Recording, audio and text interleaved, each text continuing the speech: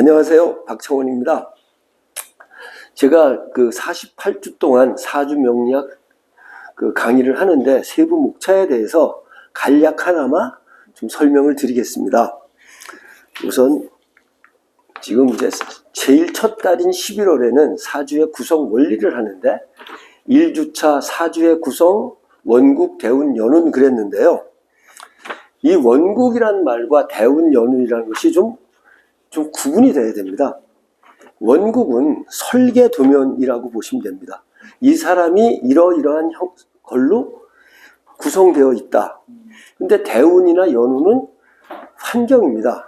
그러니까 어떤 거냐면 원국이 정관격이 잘 돼서 정인도 있고 그게 잘 짜 있는데 운이 정관이나 정인이 살아가는 운이면 잘 살아가겠죠. 정관 정인으로. 그런데 그게 안 되고 식상운이나 비겁운으로 시작을 하게 되면 그 본인이 갖고 있던 설계도가 제대로 완성이 안 되는 겁니다. 그래서 제대로 된 길을 못 가기 때문에 원국과 대운 연운을 가지고 같이 좀 다른 걸로 쳐다봐야 된다. 그렇게 보는 거고요.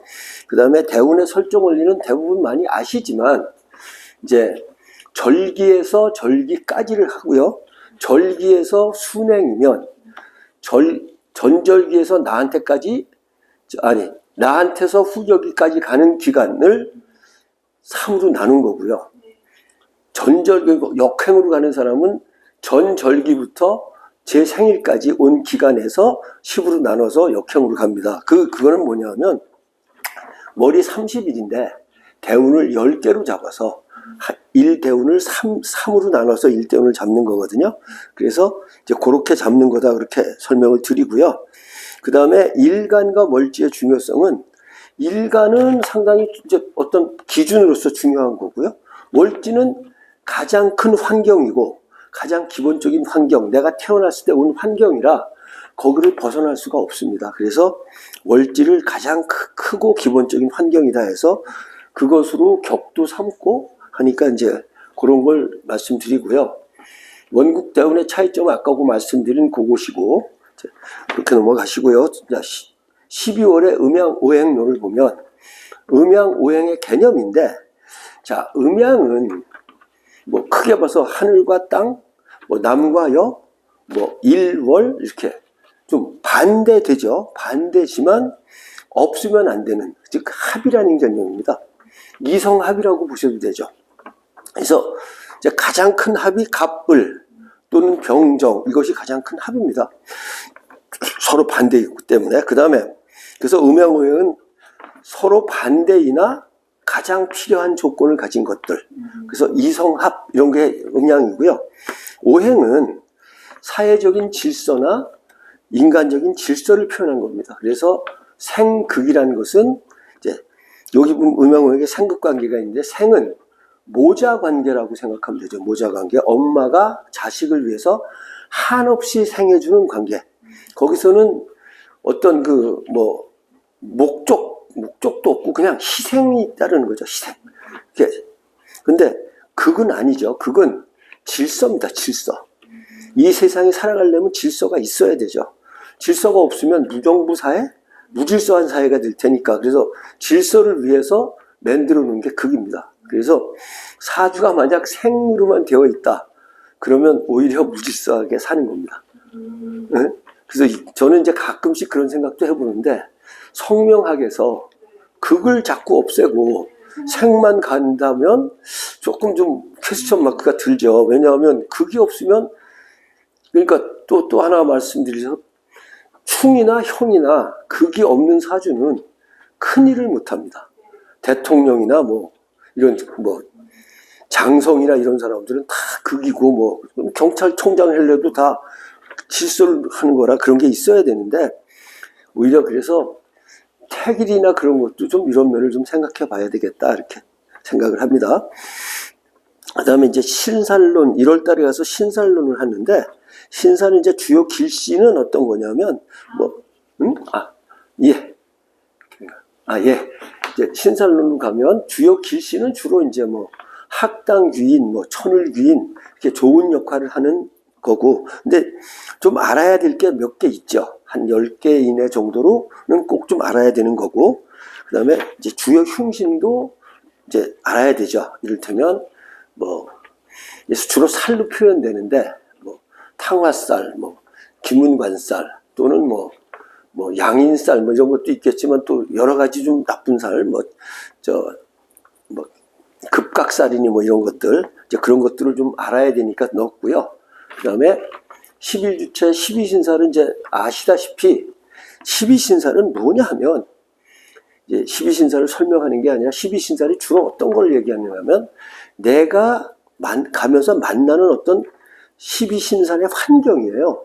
그래서 이제 조금 있다가 포태법이 나오는데, 포태법은 환경이 아니라 성패를 좌우하는 거고요. 12신살은 환경이야. 그래서 이를테면 망신살이 좋으냐 나쁘냐, 좋으냐 나쁘냐를 따지는 게 아니라 망신이라는 환경에 처하는 거죠. 좋을 수도 있고 나쁠 수도 있어. 그죠? 도화살이 좋을 수도 있고 나쁠 수도 있죠. 그죠? 그래서 그런 환경을 뜻하는 거고, 그래서 12신살 가지고 뭐 길흉을 따질 수는 없고요.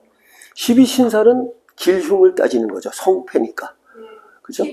12운성에서. 그러니까 포태법은 이제 성패를 따지는 거예요. 뭐 예를 들어서 내가 간목일주인데, 자, 인운이 왔다. 그죠? 그러면 록이잖아요. 12운성으로. 그러면 록이니까 무엇인가 일을 하고, 내가 어떤 일을 했다면 열심히 해서 성공할 수 있는 가능성이 있는 거잖아요. 근데 갑일주인데 신금 운이 왔다. 지지의 신금. 그러면 절지니까 무엇인가가 끊어지고 일이 안 되는 거죠. 또 하나가 이제 여기서 12운성에서 좀 생각해야 될 게, 많은 분들이 12운성을 일간만 가지고 생각을 하시는데 그게 아니에요. 한 바퀴 더 나가야 돼요. 일간이 갑이면 관은 정관은 신금이 되죠. 그럼 신금이 그분한테는, 직장 생활을 하는 분한테는 신금이 기준이 돼서 그 연도가 되는 거죠. 그래야 직장이 잘 되냐 안 되는가를 따지는 거지. 내 것만 따지면 뭐만 따지냐? 나의 건강, 그죠? 나의 힘, 이거 두 개밖에 못 따집니다. 그래서 좀 12운성을 많이 아는데 잘 못 써먹는 게 그런 거다, 이렇게 보시고요. 그 정도 가시고, 그 다음에 이제 거기까지 했고, 이제 또 육친 상호 간의 생급관계, 요걸 이제 요게 좀 강력하게 좀 얘기해야 되는데, 육신끼리의 생급 원리를 얘기하는 거죠. 육신끼리의.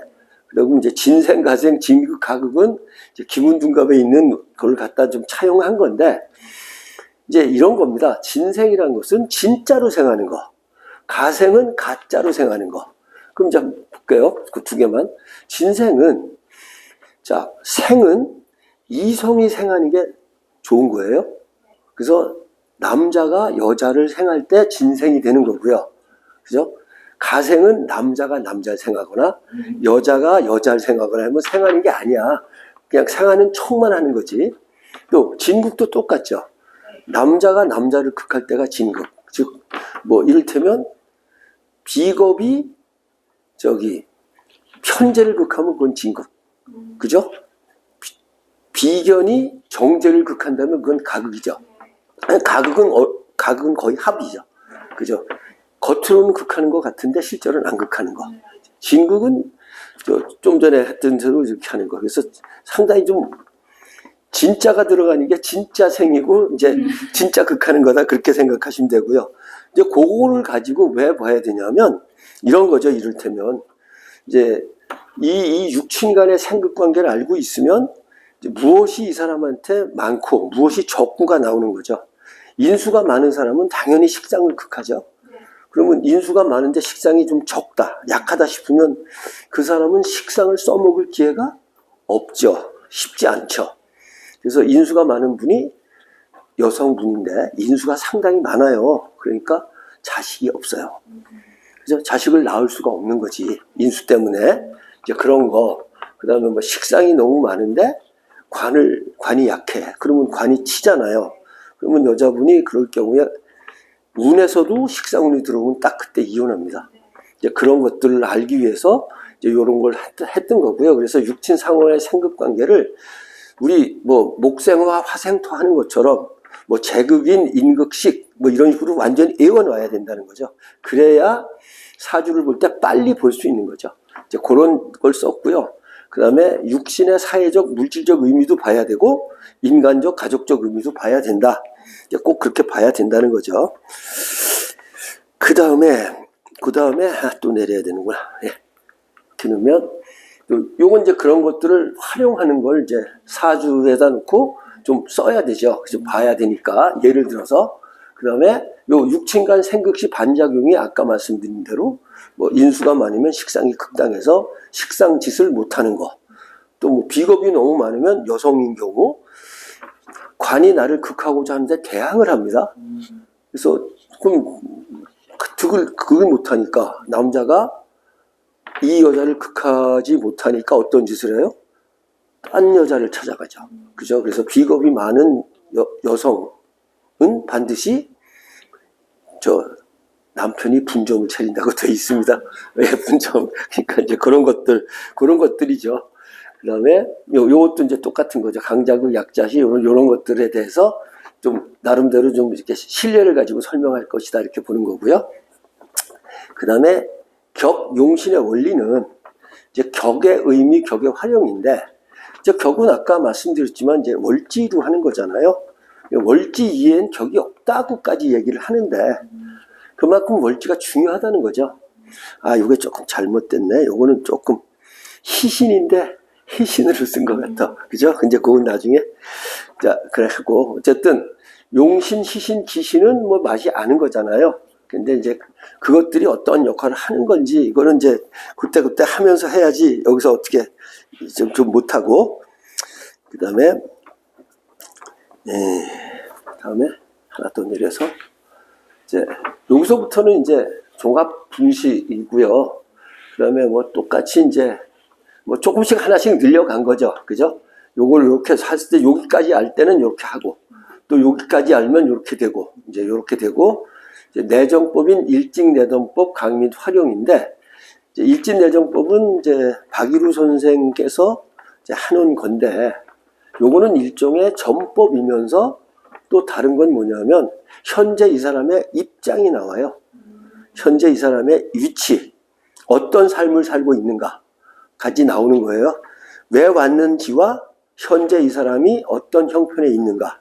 뭐 예를 들면 현재 이혼 중인가. 뭐 이런 거. 그죠? 현재 뭐 운이 좋은가 나쁜가. 또 뭐 가정이 지금 뭐 어떻게 돼 있는가. 뭐 직장이 어떻게 돼 있는가. 뭐 내가 가게나 사업을 한다면 그 사업은 어떤가.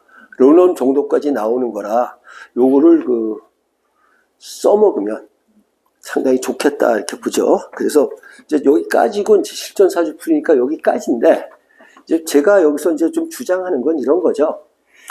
이렇게 쭉 나와 있는데 일단 이제 본인 그거지만 일단 왔을 때는 요걸 먼저 하는 거죠. 일진자주법을 제일 먼저 딱 거는 거예요. 걸면 이 사람이 묻지도 않았는데 뭐 남편 때문에 왔지, 돈 때문에 왔지, 뭐 대부분 그렇겠죠. 그 다음에 뭐 그렇지 않고 문서가 나오면 부동산 때문에 왔을 수도 있고요. 이제 그것이 나오면서 뭐 이렇게 이제 배우자 궁을 딱 봤을 때 배우자 궁이 좀 뭐 나쁜 게 나온다든가 뭐 일종의 뭐 나오면은 당신 현재 남편 없습니다. 이렇게 얘기도 하고 또 뭐 가정 운이 좀 나쁘게 나오면 뭐 가정 직장 운이 같이 이제 월지가 그런데 그 나쁘다 이렇게 얘기를 하고 그러면 일단 그 사람하고 뭐가 되는 거야. 그죠? 이게 서로 통하는 거잖아요. 그러면 쉽게 상담을 할 수 있다. 그래서 요걸 이제 한번 넣습니다. 이걸 이제 쭉 해서 이해할 만큼 하려고 하는 거니까. 그래서 전체적으로 제가 이걸 좀 한 것은 아까 이제 소개에서도 말씀드렸지만 쓰는 거, 활용 위주로 간다는 거죠. 활용 위주로. 즉, 상담에 활용할 수 있는 그런 쪽으로 가고자 한다. 이것이 가장 큰 목적입니다. 그래서 지금까지 한 거를 쭉 하면 아마 어느 정도는 그 명리를 이제 나름대로 풀고 해석하고 그 사람한테 뭐 맞냐고 물어보면서 어느 정도 할 수 있을 정도까지 하겠다는 게 이제 제 나름대로의 목적입니다. 고맙습니다. 네.